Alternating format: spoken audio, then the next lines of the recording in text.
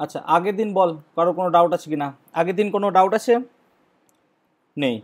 আচ্ছা অঙ্ক কিছু কিছু ছিল করার, অঙ্কগুলো একটু বলো আমাকে, কার কি ডাউট হয়েছে ম্যাথসে। সেট 1 বলো, প্রবলেম সেট 1 সবাই করেছো? যার যা ডাউট আছে বলো।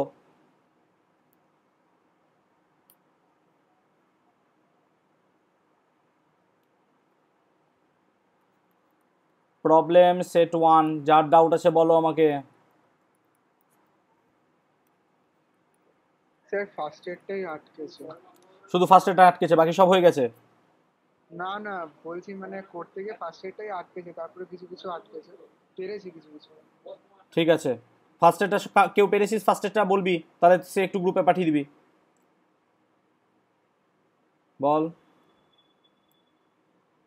ফার্স্ট এটা কি বলেছে, দেখ সবাই দেখ ফার্স্ট এটা দেখ। আমাকে অঙ্ক করে দিতে হলে কিন্তু সময় লেগে যাবে বাবা, তাড়াতাড়ি করতে হবে। হ্যাঁ চলো তাড়াতাড়ি করে এগিয়ে যাই।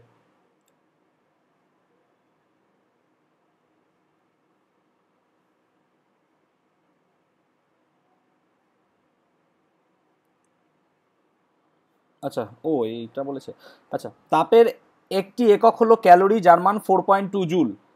আচ্ছা তাহলে তাপের একটা একক হচ্ছে যার মান হচ্ছে 4.2 জুল। Very good. আচ্ছা এক একটা সবাই পেরেছিস? কে কে পারিস নি একটু বল আমাকে, জানা। হ্যাঁ আমি স্যার। পারিস নি? স্যার আমিও পারবো না। আচ্ছা আচ্ছা, তাহলে এটা জেনে রাখ। আমাকে দেখ বলে দিয়েছে 4.2 জুল হ্যাঁ ঠিক আছে, 4.2 জুল মানে হচ্ছে কত? 1 জুল মানে আমরা কি জানি, 1 KG into 1 metre square into second to the power -2, এটা আমাকে বলে দিয়েছে দেখ কোয়েশ্চেনে। তাহলে তাপের একটি একক হলো ক্যালোরি, যার মান 1 নম্বর অঙ্ক এটা তো। ঠিক আছে ওকে, তাপের একটি একক হচ্ছে 4.2 জুল। আচ্ছা যার মান হচ্ছে 4.2 জুল। ধরা যাক এমন একটি একক পদ্ধতি ব্যবহৃত হচ্ছে যাতে ভর, দৈর্ঘ্য ও সময়ের একক আলফা কেজি। আচ্ছা আচ্ছা, তাহলে আমাকে বলেছে এমন একটা পদ্ধতি ব্যবহার হচ্ছে যাতে ভর, তাহলে মাস, তাহলে মাস কি নিচ্ছে? Alpha kg. ঠিক আছে, মাসটাকে লিখছে। আচ্ছা দৈর্ঘ্যটাকে লিখছে, তাহলে লেংথকে কি লিখছে? লেংথকে লিখছে বিটা, মিটার। আচ্ছা আর সেকেন্ড বা টাইমকে কি লিখছে? Delta second. এটা আমাকে বলে দিয়েছে, এটা হচ্ছে নতুন একক পদ্ধতি এটা। ঠিক আছে, আমরা আগে কি জানি? আগে মাস মানেই জানি আমরা কি কেজি, লেংথ মানে হচ্ছে মিটার, আর টাইম হচ্ছে সেকেন্ড। কিন্তু এখানে আলফা বিটা ডেল্টা বলে একটা নতুন টার্ম রেখে দিয়েছে। ঠিক আছে, তাহলে হিসাব মতো এই নতুন পদ্ধতিতে যদি দৈর্ঘ্য, ভর ও সময়ের একক হয় কি আমাদের, ধর এক্ষেত্রে এই যে নতুন পদ্ধতি আলফা বিটা ডেল্টা, এই যে পদ্ধতি, তাহলে এই আলফা বিটা ডেল্টা পদ্ধতি, এবার এর সঙ্গে আমাকে কি করতে হবে? রিলেশন বার করতে হবে এই জুলের। জুল মানেই কেজি মিটার সেকেন্ড। দেখ এই সম্পর্কটা দিয়েছে, কিন্তু এই সম্পর্ক তো আমরা জানি না। এবার এই সম্পর্কটা বার করার জন্য ধরে নিলাম আলফার একক হচ্ছে কি এক্স কেজি, এক্স। ঠিক আছে, আচ্ছা বিটার একক ধরে নিলাম ওয়াই, আর ডেল্টার একক ধরে নিলাম আমি জেড। তাই আমি নতুন পদ্ধতিতে কি করলাম? আলফার ইউনিট ধরলাম এক্স, বিটার ইউনিট ধরলাম ওয়াই, ডেল্টার ইউনিট ধরলাম আমি জেড। তাহলে এখন হিসাব মতো আমি কি লিখতে পারবো? যে 1x বা সিম্পল এক্স ইকুয়াল টু কত লেখা যায় না, তো আলফা কেজি। কেন? কারণ এ তো সমান বলে দিয়েছে। দেখো আমরা মাসের ধরেছি কত? আলফার ইউনিট এক্স একক। তাহলে যদি আমার আলফার এক্স একক ইউনিট হয়, তাহলে 1x বা এক্স সমান কত লেখা যায়? Alpha kg. তাহলে হিসাব মতো 1 কেজি সমান কত লেখা যাবে? তাহলে 1 কেজি সমান হচ্ছে 1/আলফা এক্স। এই এক্সটা কি বারবার শুনবি? এক্সটা হচ্ছে ইউনিট। কার ইউনিট? না তো আলফা বিটা ডেল্টা যে সিস্টেম নিয়েছি সেই সিস্টেমে। সিমিলার ওয়েতে 1 মিটার কত হবে তাহলে? তাহলে 1 মিটার সমান কত হবে? 1/বিটা ওয়াই। এবং 1 সেকেন্ড সমান কত হবে? 1/জেড। কি হবে? এই কি লিখলাম, ভুল লিখলাম, 1/ডেল্টা হবে। 1/ডেল্টা তার সঙ্গে হবে জেড। এইটা হবে গল্প। এবার তোমার এইটা দিয়ে দিয়েছে 1 জুলের সঙ্গে সম্পর্ক। এবার জুলই তো চেয়েছে ওরা, তাহলে হিসাব মতো কি হবে? 4.2 জুল মানেই কি 4.2, তার সঙ্গে গুণ কি হবে? তার সঙ্গে গুণ হবে হচ্ছে KG metre square second to the power -2, এটা হচ্ছে গল্প। এবার মানগুলো টুকটুক করে বসাবো আমরা, তার মানে কত 4.2, তার সঙ্গে কত হবে কেজি মানেই দেখো 1/α(x), তাহলে 1/α(x) মিটার স্কোয়ার মানে হচ্ছে 1/β² y² এবং সেকেন্ড টু দি পাওয়ার -2 মানে হচ্ছে কত 1/সেকেন্ড স্কোয়ার বলতে পারি আমরা, তার মানে সেকেন্ড টু দি পাওয়ার -2 করে দাও, ঠিক আছে। তাহলে 1/ডেল্টা to the power -2 into Z to the power -2। আচ্ছা জেড কি এরকমভাবে লিখেছি, হ্যাঁ এরকম। নাও তাহলে কত হচ্ছে এবার, তাহলে এগুলোকে ঠিক করো। তার মানে 4.2 ইন্টু দেখো আলফা উপরে চলে গেলে কত হবে alpha to the power -1, beta উপরে চলে গেলে কত হবে বিটা স্কোয়ার মানে বিটা টু দি পাওয়ার -2, আর ডেল্টাটা কত হয়ে যাবে স্কোয়ার হয়ে যাবে। তার মানে এখন এক্স ওয়াই জেডটাই তো আমার ইউনিট চেঞ্জ হয়ে গেছে। এবার এই আলফা বিটা ডেল্টাটা কি না, তো এদের কত গুণ। এক্সাম্পল দিচ্ছি ভালো করে দেখবে। যেমন ধর আমাকে কেউ বললো নতুন একটা সিস্টেমে যে আমি মাসকে ধরছি ইউনিটই হচ্ছে 5 কেজি, মানে আমার 1 কেজি ইউনিট হওয়ার কথা ছিল কিন্তু তার সঙ্গে আমি অলরেডি 5 গুণ করে দিচ্ছি। এখন 5 কেজিটাকে আমাকে ফান্ডামেন্টাল ধরতে হবে। তোরা যদি হটস দেখিস, হটসে এরকম টাইপের একটা প্রবলেম হচ্ছে, হটস নাম্বার 3-এরটা দেখ একবার, তাহলে হটস নাম্বার 3-এরটা তোরা বুঝতে পারবি এই টাইপেরই জিনিস। লজিকটা বোঝাতে পেরেছি, অঙ্কটা বলবে ডাউট হলে পরে। হ্যাঁ স্যার মিটিয়ে দিচ্ছি। আচ্ছা একটা হলো, আর কি ডাউট বলো, যার যার হয়নি হয়ে গেছে তো বলবে আমাকে। আর কোনটা ডাউট বলো, ডাউট বলতে হবে আমাকে, নাহলে বুঝতে পারবো না। 2 ডাউট আছে কারোর? 9টা দুয়েরটা হয়নি। 2টা হয়নি, 2টা কার হয়েছে একটু গ্রুপে পাঠিয়ে দিতে হবে বাবা, অতগুলো করে প্রচুর টাইম লেগে যাবে। আচ্ছা 2টা কার হয়নি বলো বলো, মোনামির হয়নি 2টা? তোরা নিজেরাই তো আলোচনা করে নিতে পারিস যে আমার এটা হয়নি। 12-এর ব্যাচ যেমন আমার করে নেয়, 12-এর ব্যাচ ক্লাসের আগে সবাই নিজেরা আলোচনা করে নেয় যে আমার এই অঙ্ক হয়নি, ও বলে এই অঙ্ক হয়নি, যে যা পেরেছে সব অঙ্কগুলো দিয়ে আলটিমেটলি সবার অঙ্ক হয়ে যায়, দিয়ে আমাকে হয়তো 5-6টা অঙ্ক করতে হয়, ঠিক আছে। আচ্ছা 2টা কি বলেছে দেখিনি স্যার ডেটটা পেরেছি। রোহান, তাহলে একটু পাঠিয়ে দিস বাবা গ্রুপে, ঠিক আছে। কে পেরেছিস রোহান? তো হ্যাঁ স্যার একটু গ্রুপে সেন্ড করে দিও, হ্যাঁ একটু করে দিও। আচ্ছা 3 বলবে, ঠিক 3 আছে। 3 3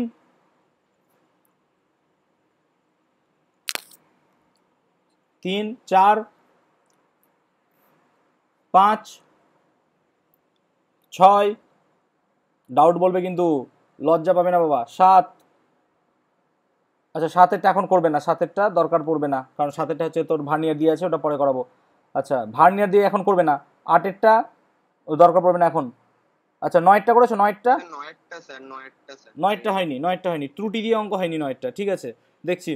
আচ্ছা আমাকে কি বলে দিয়েছে দেখে নাও। আচ্ছা সরল দোলগতিসম কোনো দোলকের কার্যকার দৈর্ঘ্য এল, পর্যায়কাল টি ও পরিমাপে ত্রুটি, তাহলে 9টা, তাহলে এর হিসাব মতো ডেল্টা এল বাই এল আমাকে দিয়ে দিয়েছে কত না, তো 1%। কেন? দৈর্ঘ্য পরিমাপের ত্রুটি বলে দিয়েছে দেখো। আর বলেছে পর্যায়কাল পরিমাপের ত্রুটি মানে ডেল্টা টি বাই টি, এটা দিয়ে দিয়েছে কত 2%। Very good. এই দোলকটির সাহায্যে অভিকর্ষ ত্বরণ নির্ণয়ে ত্রুটির পরিমাণ কত, তাই দেখো। তাহলে আমরা জানি টি ইকুয়াল টু কত 2π√L/g, আমাকে জিটা বার করতে হবে। তাহলে হিসাব মতো কী করবো আমরা, implies that T square equal to কত হবে 4π² ইন্টু L/g। হিসাব মতো জি সমান কত লিখতে পারবো আমরা তাহলে 4π² ইন্টু L/t²। এবার দেখো 4π² তো গল্প হয়ে যাবে, কেন? এটা ধ্রুবক। এবার আমার কি করতে হবে, হিসাব মতো ডেল্টা জি বাই জি বার করতে হবে। তার মানে এটা তো কোনো গল্পই নাই, ধ্রুবক।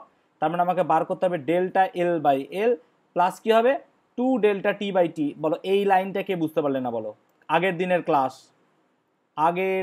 ক্লাস কে বুঝতে পারেনি বলো বলো, এই জায়গাটা বোঝা গেছে সবার নিশ্চয়। তাহলে এবার ডেল্টা এল বাই এল কত বলেছে, ডেল্টা এল বাই এল কত বলেছে 1 plus 2 delta T by T মানে কত 2 ইন্টু 2 মানে কত হয়ে যাচ্ছে 5%। অ্যান্সার কত আছে 5%। 5% স্যার। লজিকটা বুঝতে পেরেছি সবাইকে? ডাউট হলে বলবে। হ্যাঁ স্যার দাঁড়ান স্যার করে নিছে। আচ্ছা 9 হলো, 10 ডাউট বলবে। 10 লাগবে না, 11 করতে হবে না, কারণ এগুলো সব ভার্নিয়ার যখন করাবো তখন করবে, সব দাগিয়ে রাখবে, এখন করতে হবে না, একটা একটা দাগ দিবে কিছু। আচ্ছা 13টা আমি বোধহয় ক্লাসে করিয়ে দিয়েছি। আচ্ছা 14টা করেছো, 14টা বলো, 14টা হয়েছে সবার? স্যার হয়নি। 14 হয়নি? এ কি অবস্থা, অঙ্ক হচ্ছে না কেন দেখছি। চলো মিটিয়ে দিচ্ছি, সবাই 14টা দেখে নাও। আচ্ছা, মে মাসে যারা ক্লাস করছিস, যারা মানে এখন জয়েন করলি, যেমন রিসেন্টলি জয়েন করলি, কে? সায়নী বোধহয় না, আজকে জয়েন করলি?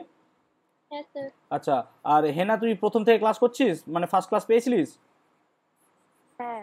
আচ্ছা আচ্ছা, কেউ আছিস যারা ফার্স্ট ক্লাস পাসনি আমাকে বলবি, কারণ এই মে মে মিউট করে দে। এই মে মাসে যারাই ক্লাস মানে এক দুটো মিস করেছো, তাদের ক্লাস কিন্তু জুন মাসে স্টার্ট হবে, ঠিক আছে? ওই এই মে মাসেই শুধুমাত্র যাদের ক্লাস মিস করেছো তারা জুন মাসের আমি দুটো ক্লাসে এই কভারটুকু করে দেবো, ঠিক আছে? যেমন সায়নী ক্লাস পাইনি, বা যারাই মিস করেছো, যেমন সোলাঙ্কি হোক, বা যারা মে মাসের ক্লাসটা মিস করেছো তাদের আমি জুন মাসে ক্লাসটা তুলে দেবো, ঠিক আছে? একদম মনে রাখবে কিন্তু। আচ্ছা, আমাকে 14টা পারেনি, 14টা দেখছি, দেখো 14টা কি বলছে, একটি সরু প্রবাহ নলের মধ্যে দিয়ে, সিম্পলি আগের অঙ্কটা দিয়েছে তাই তো? তাহলে কি বলেছে আমাকে, ইটা সমান কি দিয়ে দিয়েছে, ইটা সমান, অঙ্কটা পড়ছি না, একটু পড়ে নেবে না তো, π/8 ইন্টু কি হচ্ছে PR⁴ VL, সরি, ঠিক আছে?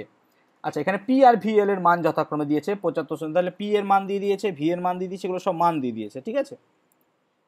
আচ্ছা, তাহলে পি দিয়েছে কত, 75 সেন্টিমিটার এইচজি, 75 সেন্টিমিটার এইচজি, ওকে। আর কি দিয়েছে, আর দিয়েছে 0.35 সেন্টিমিটার। আর কি দিয়েছে, ভি দিয়েছে, ভি সমান 1.5। আচ্ছা, ভলিউম হচ্ছে 1.5 centimetre cube by second, okay, 1.5 centimetre cube by second. আর এল হচ্ছে 20.5 সেন্টিমিটার। Very good. তাহলে এই ডেটাগুলো আমাকে ও দিয়ে দিয়েছে, হচ্ছে যদি এই পরিমাপের ক্ষেত্রে ত্রুটির মান, আচ্ছা এবার প্রত্যেকটা ত্রুটি দিয়েছে, কি কি দিয়েছে দেখো, ডেল্টা পি দিয়েছে প্রত্যেকটা ক্ষেত্রে, তাহলে ডেল্টা পি কত দিয়েছে, 0.1। আচ্ছা, অ্যাবসোলুট ইররটা পড়িয়েছিলাম, ওটা মনে আছে তো, এইটা সেইটাই, তাহলে ডেল্টা পিটা দিয়ে রেখেছে। আর কি দিয়েছে, 0.01, তাহলে পরপর দিয়েছে 0.01, তারপর একটা কত দিয়েছে না তো 0.1, তারপর একটা দিয়েছে 0.1, ডেল্টা পি দিয়েছে, ডেল্টা আর দিয়েছে, ডেল্টা ভি দিয়েছে, আর কি দিয়েছে, ডেল্টা এল দিয়েছে। তা তোমার কাজ কি হবে, ডেল্টা পি বাই পি বার করা, ঠিক আছে? আর কি হবে, ডেল্টা আর বাই আর বার করা, ডেল্টা ভি বাই ভি বের করা, এটা কাজ হবে। আর ডেল্টা এল বাই এল বের করা, এগুলো সব বের করতে হবে। লজিকটা বোঝাতে পারছি? এগুলো সব বের করতে হবে কিভাবে, এই যে মান গিয়ে ভাগ করে দিলে তো বেরিয়ে যাবে। এবার তুমি ফর্মুলা ইউজ করবে, তাহলে ইটা সমান কত হবে, তাহলে হিসাব মতো ডেল্টা ইটা বাই ইটা সমান কত হবে, π/8কে গুলি মেরে দাও, তাহলে কত হবে, del P by P plus 4 into del R by R, আগের দিনের ক্লাস বারবার বলছি, plus del V by V plus del L by L. এবার বুঝতে পেরেছিস কার ডাউট ছিল অঙ্কটাতে, বলবি?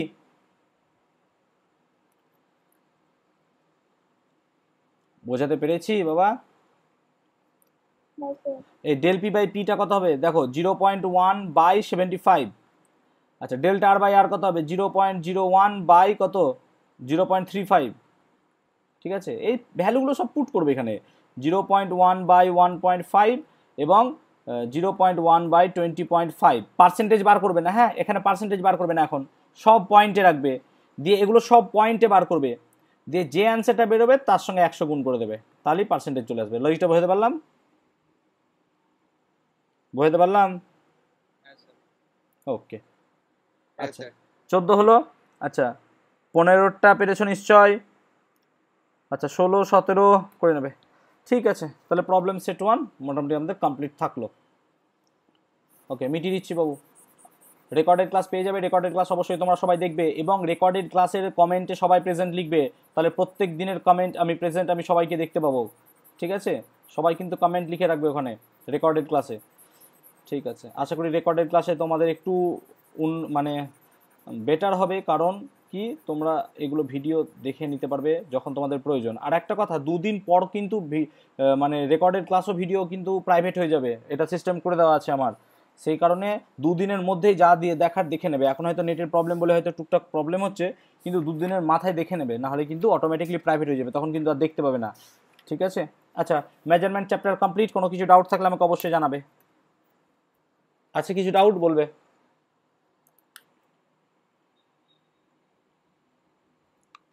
নেই? চলো তাহলে আমরা এবার নেক্সট চ্যাপ্টার স্টার্ট করি, সেটা হচ্ছে কি একমাত্রিক গতি। ঠিক আছে, আচ্ছা আমরা অনেকের কাছে দেখবে 2010 বা 8, 9, 11 এরকম সালে যদি বই থাকে বা 12 সালের বই, তখন দেখবে এখানে একটা চ্যাপ্টার আছে পরিমাপ। পরিমাপের পরের চ্যাপ্টারটাই হচ্ছে স্মৃতিবিজ্ঞান। স্মৃতিবিজ্ঞান বলে চ্যাপ্টারটা লেখা, অনেকের বই যারা পুরনো বই দাদাদের বই আছে তারা দেখবে এরকম কিছু পাবে।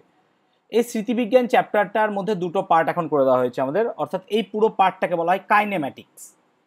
কাইনেম্যাটিক্স জিনিসটা কি, হোয়াট ইজ কাইনেম্যাটিক্স? না তো এখানে আমরা কি করব, মেজার করব। মেজার কি করব না তো বিভিন্ন কোয়ান্টিটি, কোন কোয়ান্টিটিগুলোর যেগুলো মোশন বা গতি সম্বন্ধে রিলেটেড।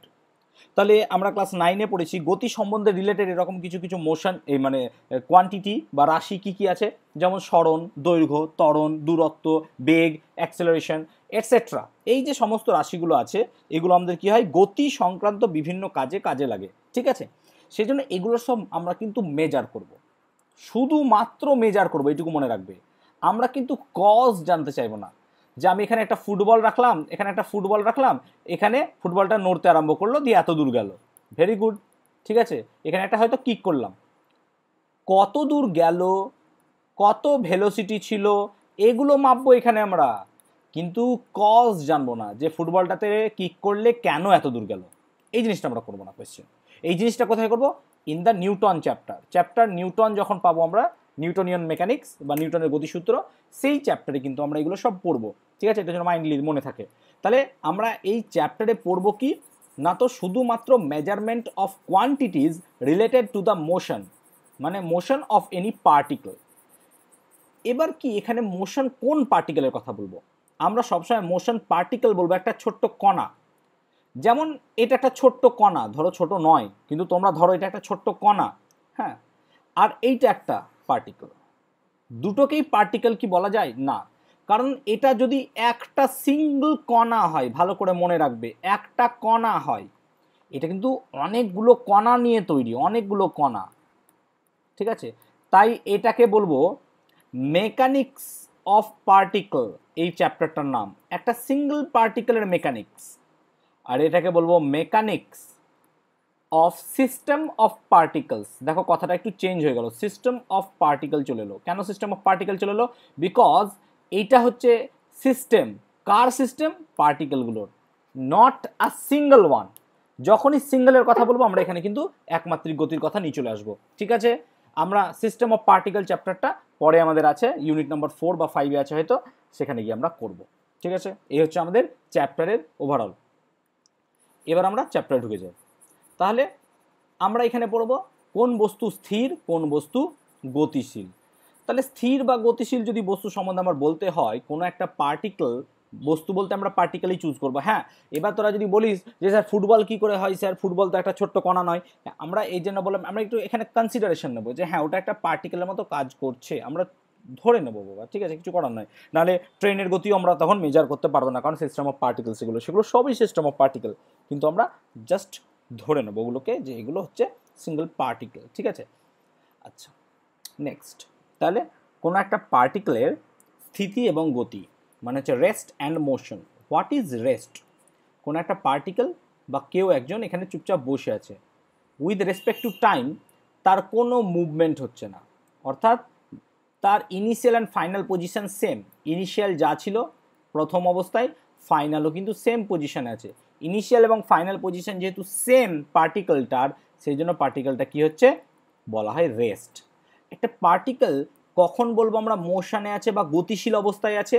না তো পার্টিকেলটা যখন টাইমের রেসপেক্টে এক জায়গা থেকে আর এক জায়গায় যাবে। ধরো সেকেন্ড এক্সাম্পলের ক্ষেত্রে, ঠিক আছে, এটা ফিগার 1 ধরো আর এটা ফিগার 2 ধরো। ফিগার 2 এর ক্ষেত্রে আমরা কি দেখছি না তো একটা পার্টিকেল কি হলো, প্রথমে ইনিশিয়ালি এখানে ছিল 1 নম্বর পজিশনে, কিন্তু সেকেন্ডলি বা ফাইনালি পার্টিকেলটা 2 নাম্বার পজিশনে চলে গেল। এই যে 2 নাম্বার পজিশনে চলে গেল, তাহলে তার কি হয়েছে? চেঞ্জ ইন পজিশন বা তার অবস্থান চেঞ্জ হয়েছে। এই যে কোনো একটা পার্টিকেলের তার টাইমের রেসপেক্টে পজিশন চেঞ্জ হওয়া, সেটাকে আমরা কি বলবো? কি মোশন, বা সেটাকে বলবো আমরা গতি। তাহলে মহাবিশ্বের স্থিতি বা গতি এগুলো কি কোনো অস্তিত্ব আছে? দেখো, মহাবিশ্বের স্থিতি বা গতি রিয়েলি কোনো অস্তিত্ব আছে কিনা তার জন্য আমাকে একটা ব্যাখ্যা করতে হবে। সবাই কিন্তু মন দিয়ে শুনবে ব্যাখ্যাটা। আমরা এই যে পৃথিবীর কোনো একটা শহরে বসে আছি, কোনো একটা শহরে বলতে ধরো কলকাতা হোক, আর আমি ওইখানে আমার বীরভূমে বসে আছি, তাহলে এই বসে থাকার অবস্থায় আমরা কি আছে? স্থির আছি, আমাদের ঘর বাড়ি স্থির আছে, ঠিক আছে। কিন্তু আমাদের পৃথিবীতে যে কোনো বস্তু কিন্তু স্থির নয়। কেন? কারণ আমরা যদি চাঁদে গিয়ে দেখি, চাঁদে দেখবো চাঁদটা স্থির, পৃথিবী ঘুরছে। তার মানে পৃথিবী নিজেও কি হচ্ছে? অবশ্যই সূর্যের চারিদিকে ঘুরছে বা নিজের সেলফ চেঞ্জ হচ্ছে। আবার আমরা যদি কোনোদিন পসিবল হয় সূর্যে গিয়ে বসি, তাহলে দেখবো সূর্য স্থির, পৃথিবী ঘুরছে। তার মানে একটা কথা স্পষ্ট যে রেস্ট হোক বা মোশন হোক, হোয়াট এভার, এগুলো সব কিন্তু কি স্পেসিফিক, আপেক্ষিক, ঠিক আছে। স্পেসিফিক বা রিলেটিভ, এগুলো, ঠিক আছে। এগুলো আপেক্ষিক। আমরা বলতে পারি না কোনো একটা পার্টিকেল একদম চরমভাবে সে স্থিতি বা পজিশন আছে। কেন? এই যে বললাম যে পৃথিবী নিজেই ঘুরছে। আবার দেখো, সূর্য যদি বলো স্থির আছে, না, সূর্যও কিন্তু স্থির নেই। কেন? সূর্য আমাদের যে গ্যালাক্সি আছে, ঠিক আছে, আকাশগঙ্গা, এই গ্যালাক্সিকে কেন্দ্র করে ঘুরছে, এবং এই আমাদের গ্যালাক্সির কেন্দ্রে একটা খুব সুপারম্যাসিভ ব্ল্যাক হোল আছে। এই ব্ল্যাক হোলকে কেন্দ্র করে সূর্য সহ সব নক্ষত্র কি করছে? ঘুরছে। তার মানে সূর্যও কিন্তু স্থির নয়। আবার আকাশগঙ্গা, সেই আকাশগঙ্গা কি স্থির আছে? না, আকাশগঙ্গাও স্থির নাই। তার মানে আকাশগঙ্গা ইটসেলফ এটা কি করছে? মুভ করছে, তাই না? যদি তোমরা ইউনিভার্স দেখো, কারণ এই আকাশগঙ্গা ইউনিভার্সে থাকে, এরকম ছোট ছোট অনেকগুলো ইউনিভার্স কি নিয়ে, মানে আকাশগঙ্গা নিয়ে একটা ইউনিভার্স তৈরি। এবার একটা ইউনিভার্স যখন তোমরা থার্মোডাইনামিক পড়বে, বা আমি যখন থার্মোডাইনামিক ক্লাস 11-এ পড়াবো, তখন দেখবে কেমিস্ট্রিতেই আছে ওটা, ফিজিক্সে নেই, তবুও আমি ফিজিক্সে বলে দিই পড়ানোর সময়, ঠিক আছে। তখন দেখবে তোমরা যে যখন কোনো একটা মহাবিশ্বের টোটাল এনট্রপি, মাইন্ডলি মনে রাখবে কথাটা, এনট্রপি, ঠিক আছে, যখন কোনো একটা মহাবিশ্বের এনট্রপি মাপা হয়, সেই এনট্রপি যদি পজিটিভ হয়, তাহলে সিস্টেমটা হচ্ছে কি হচ্ছে? বৃদ্ধি পাচ্ছে বা বিশৃঙ্খল হচ্ছে। দেখা যায় মহাবিশ্বেও বা মহাবিশ্ব ব্রহ্মাণ্ডের এনট্রপি পজিটিভ, দ্যাট মিনস মহাবিশ্ব আরও এক্সপ্যান্ড হচ্ছে। তার থেকে বোঝা যাচ্ছে যে অ্যাটলিস্ট আমাদের ইউনিভার্স এটাও কিন্তু স্থির নয়, এটাও গতিশীল। তাই যদি আবার এখন তো ইউনিভার্সেরও কনসেপ্ট চেঞ্জ হয়ে মাল্টিভার্স এসছে, ঠিক আছে, বলা হয় অনেকগুলো ইউনিভার্স প্যারালাল, মানে তো ইউনিভার্স বলে শুনেছিস হয়তো তোরা অনেকেই। তো এরকম মাল্টিভার্সের কনসেপ্ট এসছে। সেখানে মাল্টিভার্স নাকি বলছে যে বিভিন্ন, মানে একটা এর মধ্যে বিভিন্ন রকম ইউনিভার্স থাকে। যাই হোক, আমি ওইসব গল্পে যাচ্ছি না। তার মানে চরম স্থিতি বলাটা একদমই অন্যায় যে কোনো জায়গায় চরম স্থিতি, বাট আমি যা জানি যতদূর, এত দূরে চরম গতিটা বললে মনে হয় না খুব একটা অন্যায় হবে। কারণ মহাবিশ্ব নিজেই যখন এক্সপ্যান্ড করছে, বেড়ে যাচ্ছে, তখন সবাই তো গতিশীল। তার মানে আমরা বলতে পারি চরম গতি আছে, কিন্তু চরম স্থিতি নাই, ঠিক আছে, এটা আমরা বলতে পারি। কিন্তু ওই যে আবার রিলেটিভ কনসেপ্টটা চলে আসবে। কেন রিলেটিভ আসবে? কারণ তুমি কোথা থেকে দেখছো সেটা তোমাকে বিচার করতে হবে। তুমি ডাইরেক্টলি কোনো জায়গায় ইম্পোজ করতে পারো না যে এই ব্যাটা চরম স্থিতি, এই ব্যাটা চরম গতি। No, you can not. তোমাকে কারোর রেসপেক্টে বলতে হবে, ঠিক আছে। এই যে কারোর রেসপেক্টে আমি কোনো জিনিসকে ব্যাখ্যা করছি, যেমন ধরো তুমি ট্রেন দিয়ে চলছো, যখন তুমি ট্রেন দিয়ে চলছো তখন কি হচ্ছে? তোমার আশেপাশের গাছপালা বা যাই আছে সেগুলো সব কি মনে হচ্ছে? যে পেছনের দিকে সরে যাচ্ছে। তাহলে তোমার অ্যাট দ্যাট মোমেন্ট, বা তুমি যখন 3-4 বছরের ছেলে হবে, তখন কি বলবে? দেখো গাছপালাগুলো পিছনে পিছনে সরে যাচ্ছে। এই যে কথাটা, মানে কি?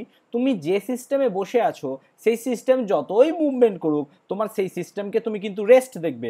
ভালো করে কথাটা শুনবে।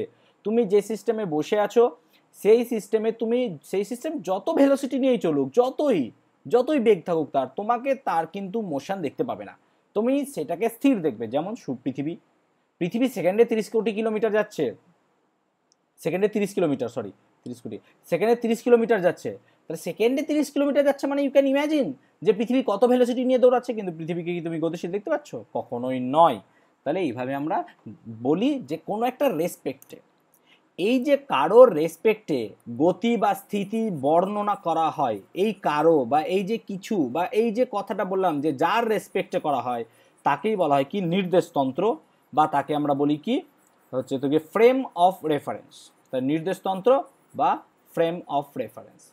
ইনিশিয়ালি এই ফ্রেম অফ রেফারেন্স সম্বন্ধে তোমাদের একটা ধারণা আছে, সেটাকে কি না, তো ফ্রেম অফ রেফারেন্স আমরা দুই ভাগে ভাগ করি, ঠিক আছে। ফ্রেম অফ রেফারেন্স, ভালো করে শুনবে, ফর ফ্রেম অফ রেফারেন্স, এই ফ্রেম অফ রেফারেন্সকে দুই ভাগে ভাগ করি, একটা হচ্ছে কার্টেসিয়ান আর একটা হচ্ছে কি পোলার। এই পোলার আবার দুই ভাগে ভাগ করা হয়, একটা বলে সিলিন্ড্রিক্যাল আর একটা হচ্ছে স্ফেরিক্যাল। তাহলে এই হচ্ছে আমার কি ফ্রেম অফ রেফারেন্স। কার্টেসিয়ানে কি করা হয়, একটা পার্টিকেলকে বোঝানোর জন্য কি করা হয়, বিভিন্ন রকমের ডাইমেনশন ইউজ করা হয়। ডাইমেনশন মানে কি, তুমি যদি একটা পিঁপড়ের গতি দেখো, পিঁপড়ে সবসময় এরকম ভাবে যায়, ইউনিডিরেকশন, তার মানে এর পজিশন বোঝাতে আমার শুধুমাত্র এক্স, যদি তুমি এটাকে গ্রাফ দেখো তাহলে শুধুমাত্র এক্স দিক জানলেই হবে, কারণ তুমি প্লাস এক্স বা মাইনাস এক্স দিয়েই তার ব্যাখ্যা করতে পারবে। তাহলে কার্টেসিয়ানে আমার এটা হলো কি 1D বা একমাত্রিক গতি, যেটা আমাদের চ্যাপ্টার বারবার শুনবে। 2 নাম্বার, ধরো একটা পিঁপড়ে পাগল হয়ে গেছে, পিঁপড়েটা পাগল হয়ে এরকম করে গোল গোল ঘুরছে। তাহলে যখন পিঁপড়েটা পাগল হয়ে গোল গোল ঘুরছে তখন শুধুমাত্র এক্স দিয়ে কিন্তু তার তুমি গতি ব্যাখ্যা করতে পারবে না, কারণ তোমার এই পজিশনটা জানতে চাইলে তোমার এক্স লাগলো, কিন্তু এই যে এতটুকু উঠবে তার জন্য ওয়াই লাগবে। তার জন্য যখন কোনো একটা সার্কুলার মোশন বোঝাতে চাইবো, সার্কুলার মানে বৃত্তীয় গতি, তাই যখন আমি সার্কুলার মোশন বোঝাতে চাইবো তখন কিন্তু আমার কি লাগবে, দুটো লাগবে, একটা এক্স একটা ওয়াই, মানে প্লাস ওয়াই হতে পারে মাইনাস ওয়াই হতে পারে। সেই জন্য সার্কুলারের মোশন হচ্ছে 2D মোশন, সেটা আমরা বৃত্তীয় গতি চ্যাপ্টারে পড়বো, যেটা হচ্ছে 2D। 3D মোশনটা কি না, তো ধরো আমি কি করলাম, এইটাকে নিলাম এক্স, এটাকে নিলাম ওয়াই, এটাকে নিলাম জেড, ঠিক আছে, এরকম 3টে অ্যাক্সিস চুজ করো, ঠিক আছে,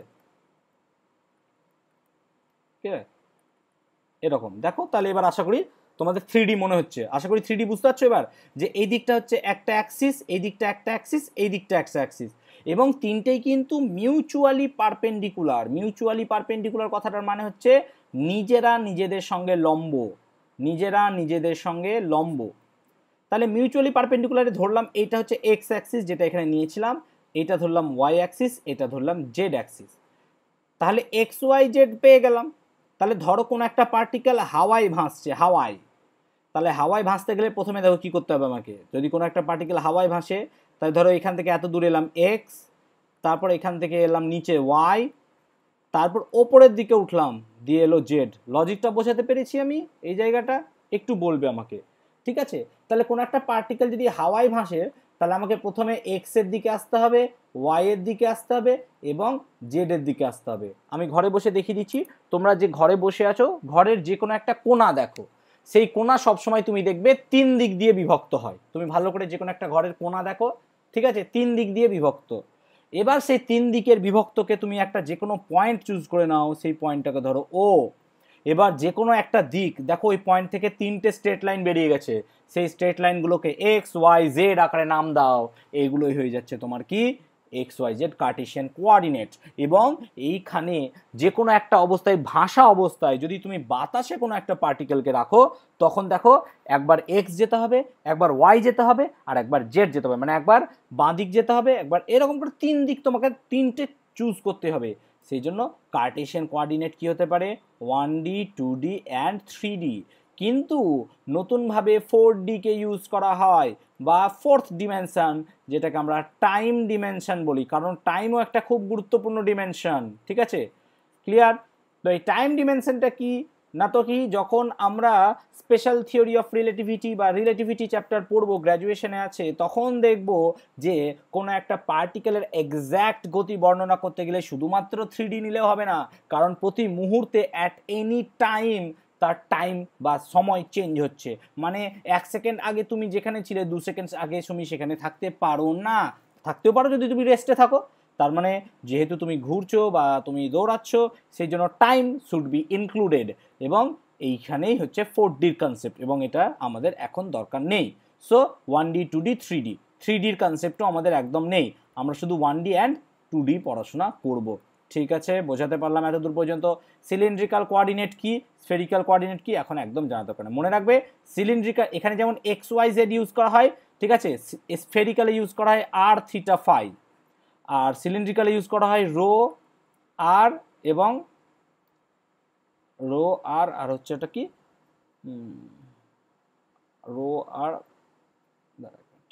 জেড, রো আর জেড, জেড সমান আর কস থিটা, হ্যাঁ রো আর জেড, হোয়াট এভার, যাই হোক। ঠিক আছে, এখানে তিনটে রকম চুজ করা হয়। সিলিন্ড্রিক্যালকে সিলিন্ডারের মতো করে ভেবে নিলেই এটা করা যায়। ঠিক আছে, আমাদের দরকার পড়বে না এগুলো, কারণ আমাদের একদমই নেই, কোনো জায়গাতেই নেই এগুলো কিছুতেই। তাহলে এই হলো আমাদের ডিমেন্স, এই মানে ফ্রেম অফ রেফারেন্স। এছাড়াও ফ্রেম অফ রেফারেন্সকে আমরা দুই ভাগে ভাগ করি। কি কি? একটাকে বলবো আমরা ইনার্শিয়াল, একটাকে বলবো আমরা নন ইনার্শিয়াল। জানি না তোমাদের বইয়ে কত কি দেওয়া আছে বা কি দেওয়া আছে, আমি যা করাচ্ছি সেগুলো কিন্তু টু দি পয়েন্ট মন দিয়ে শুনবে, আজকে শুনবে এবং ভিডিওটা অবশ্যই দেখবে। ভিডিও দেখার পর তোমরা একটু বলবে কমেন্টে, যদি কোনো জায়গায় ডাউট হয় কমেন্টে লিখে দেবে যে স্যার আমি এই জায়গাটা বুঝতে পারলাম না। ঠিক আছে, সেই কমেন্টগুলোর আশা করি আমি স্ক্রিনশট রেখে দিয়ে নেক্সট দিন সেগুলো আলোচনা করে দেবো। ঠিক আছে, তোমরা আজকে হোক বা কালকের মধ্যে ভিডিওটা অবশ্যই ইউটিউবে দেখে নিও তোমরা, যদি কারো ডাউট না থাকে তাহলে সে দেখো না, কোনো ব্যাপার নেই। ঠিক আছে, তাহলে আমি যেটা বলছিলাম ফর বা ফ্রেম অফ রেফারেন্স। ঠিক আছে, ফ্রেম অফ রেফারেন্সকে আমরা ফার্দার দুটো ক্যাটাগরিতে ভাগ করব। একটা হচ্ছে ইনার্শিয়াল, বাংলা বলে দিচ্ছি পরে আমি, আর একটা হচ্ছে নন ইনার্শিয়াল। তাহলে একটা হচ্ছে ইনার্শিয়াল এবং একটা হচ্ছে নন ইনার্শিয়াল। ঠিক আছে, কি হলো বাবা? ইনার্শিয়ালের নাম হচ্ছে জড়ত্বীয়। ঠিক আছে, জড়ত্বীয়, তাই বয়, আর এটা হচ্ছে অজড়ত্বীয়। এক্সাম্পল দিচ্ছি, ধরো তুমি ঘরে বসে আছো, যদি কোনো একটা ফ্রেম অফ রেফারেন্স কি থাকে, রেস্ট, চুপচাপ বসে থাকে, অথবা সমবেগে গতিশীল, ঠিক আছে, ইউনিফর্ম ভেলোসিটি, সমবেগে গতিশীল হয়, তাহলে কোনো একটা পার্টিকেল যদি কি হয়, রেস্ট বা চুপচাপ বসে থাকে, যেমন ঘরে বসে আছি, বা সমবেগে গতিশীল, ধরো তুমি ট্রেনে চলছো, ট্রেনটা সমবেগে মানে 20 kilometre per hour at any time চলছে, তাহলে সেই রকম ফ্রেম অফ রেফারেন্সকে বলবো আমরা ইনার্শিয়াল ফ্রেম অফ রেফারেন্স। তাহলে ইনার্শিয়াল মানেই হতে হবে তোমার রেস্ট অথবা সমবেগ, এরকম একটা ফ্রেম অফ রেফারেন্স হলেই সেটা হবে ইনার্শিয়াল। সে তোমার কার্টেশিয়ান হতে পারে, সিলিন্ড্রিক্যাল, যাই হোক, আমরা এটাকে তার ভ্যালোসিটি বা এই গতি দিয়ে বিবেচনা করছি। লজিকটা ক্লিয়ার করতে পেরেছি আশা করি। আচ্ছা, নন ইনার্শিয়াল অবশ্যই বুঝতে পারছো, রেস্ট বা সমবেগ হবে না, মানে আমরা বলতে পারি এখানে অ্যাসিলারেশন থাকতে হবে। ঠিক আছে, অ্যাক্সিলারেশন থাকতে হবে। যে কোনো জায়গায় যদি অ্যাক্সিলারেশন বা রিটার্ডেশন বা ডিসেলারেশন পাও, তখন মানে হচ্ছে ত্বরণ থাকতে হবে, ত্বরণ। ঠিক আছে, ত্বরণ বা মন্দন থাকলে সেই রেফারেন্স বা ফ্রেম অফ রেফারেন্সকে আমরা কি বলবো, অজড়ত্বীয় নির্দেশতন্ত্র। মনে রাখবে নিউটনিয়ান মেকানিক্স বা নিউটনের গতিসূত্র সবগুলো কিন্তু জড়ত্বীয় নির্দেশতন্ত্রে প্রযোজ্য হয়, অজড়ত্বীয় নির্দেশতন্ত্রে একদম প্রযোজ্য হয় না। ঠিক আছে, এই হলো গল্প। ক্লিয়ার হয়েছে? তাহলে দুই রকম ঘটনা আমি বলে দিলাম, একটা হচ্ছে কি মানে ফ্রেম অফ রেফারেন্সের সিলিন্ড্রিক্যাল বা তোমার গিয়ে হচ্ছে কি স্ফেরিক্যাল, ঠিক আছে, আর ইনার্শিয়াল এবং নন ইনার্শিয়াল। ঠিক আছে, এবার আমরা একটা ছোট্ট দেখব কি পোলার যে নির্দেশতন্ত্র আছে, সেই পোলার নির্দেশতন্ত্রের মধ্যে এই পোলার নির্দেশতন্ত্রের সঙ্গে কার্টেশিয়ানের রিলেশন। সরি, ঠিক আছে। আচ্ছা আচ্ছা, আমি তোদের গ্রুপে নাম্বার প্রোভাইড করেছি, দেখে নিস, হ্যাঁ, যাদের গ্রুপে বই দরকার তারা কিন্তু অবশ্যই নিয়ে নিতে পারিস। ঠিক আছে, আচ্ছা ধরো ওটা কি শুধু ওই কি কি যেন বলে আগরপাড়া দিয়ে গিয়ে কিনতে হবে? না না, ও তো বেলঘড়িয়াতে, আমি বেলঘড়িয়ার নাম্বার দিয়েছি তো ওটা। আর শুধুমাত্র ফিজিক্স না, সব বই পেয়ে যাবে ওর কাছে। ঠিক আছে, ও ছায়ার মানে বই দিয়ে যায়। ঠিক আছে, এখন কি করবো তো আমি, এখন মহামারীতে ওই ব্যাটাই কাজে লাগবে এখন। ঠিক আছে, যাক, ছেলে খুব ভালো। আচ্ছা, আমরা এবার পোলার নির্দেশতন্ত্রের সঙ্গে কার্টেশিয়ানের রিলেশনটা বার করবো। ঠিক আছে, পোলার নির্দেশতন্ত্রটা কি একটু বলে দিই।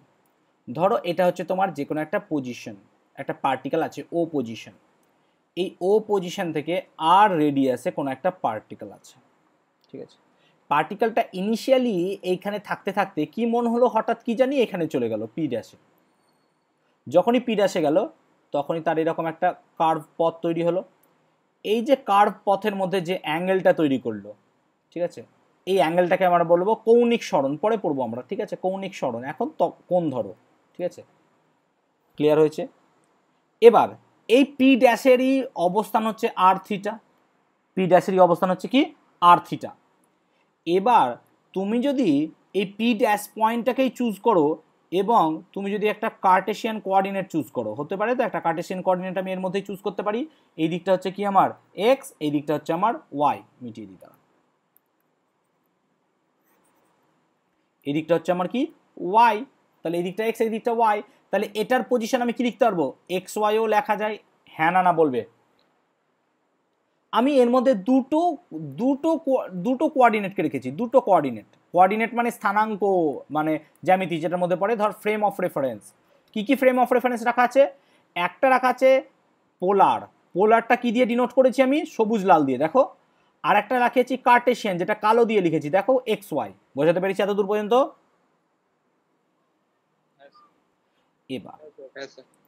এবার তাহলে যদি আমি এই জায়গাটায় দেখি একটা পার্টিকেলে, যদি আমি এরকম করে একটা পারপেন্ডিকুলার ড্রপ করি, তাহলে হিসাব মতো এই যদি পারপেন্ডিকুলারটা ড্রপ করি, তাহলে এইটাই আমার এক্স, আর এখান থেকে যদি এইটা চুজ করি তাহলে এইটাই আমার ওয়াই। হ্যাঁ না না বলবে টুকটুক করে? এটা এক্স আর ওয়াই হওয়া উচিত। তাহলে যদি তুমি কস থিটা চুজ করো, এখন কস থিটা মানে কি, ভূমি বাই অতি, তাই না? তাহলে এই রেডিয়াসটা, এটা তো রেডিয়াস আর, হ্যাঁ না না বলবে। এটা যদি রেডিয়াস আর হয়, এটাও নিশ্চয়ই রেডিয়াস আর, কারণ সে তো বৃত্তপথে ঘুরছে। লজিকটা বুঝতে পেরেছি?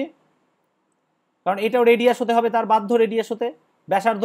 তাহলে কস থিটা যদি নাও তুমি ভূমি বাই অতি, তাহলে এক্স বাই আর, তার মানে এক্স সমান হয়ে গেল কত, আর কস থিটা।